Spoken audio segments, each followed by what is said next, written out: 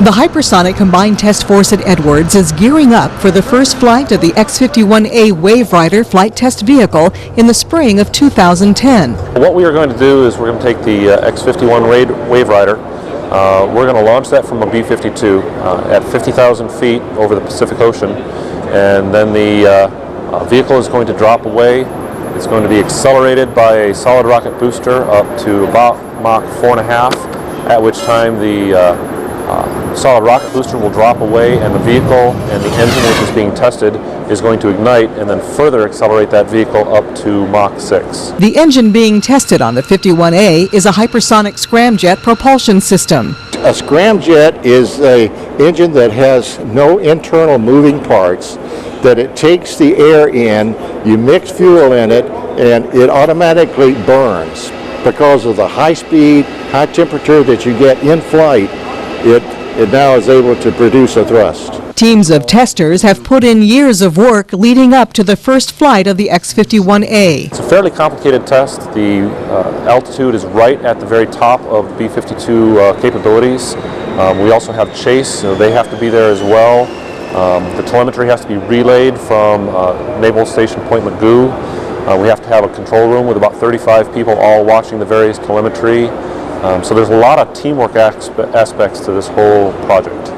Testers say the purpose behind this program is to demonstrate the ability to use air-breathing hydrocarbon propulsion in the hypersonic flight regime, which is flight more than 5 times the speed of sound. What makes that a challenge for us and why we need to do the research is that conventional turbine engines are basically limited to about Mach 2.5 or 2.5 times the speed of sound.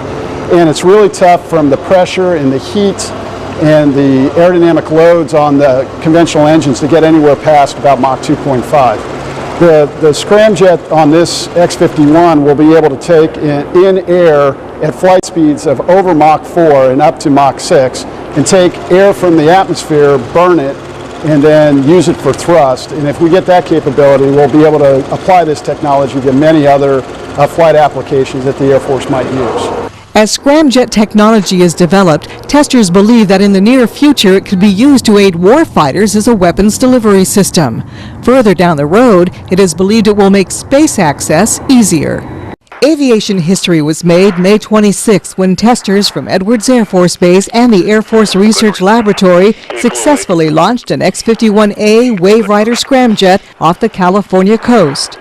Based on preliminary data, after booster separation at 50,000 feet, the air-breathing scramjet vehicle approached Mach 5 at an altitude of more than 60,000 feet.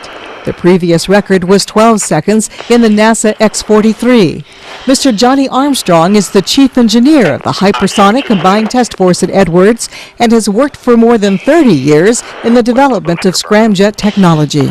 This was a repeat experience for me to be part of a control room activity of a hypersonic vehicle, and this one you approach with a lot of anticipation. You know how complicated, how challenging this particular trajectory was on the X-51 to fly into a very high dynamic pressure to get the conditions to start a scramjet. So this was very much a challenge, something we were concerned about, and it made it successfully. To that point, started that engine and flew for a significant period of time at a Mach number approaching Mach 5. The X-51 was carried aloft to 50,000 feet by an Edwards B-52 Stratofortress over the Point Magoo Naval Air Warfare Center Sea Range.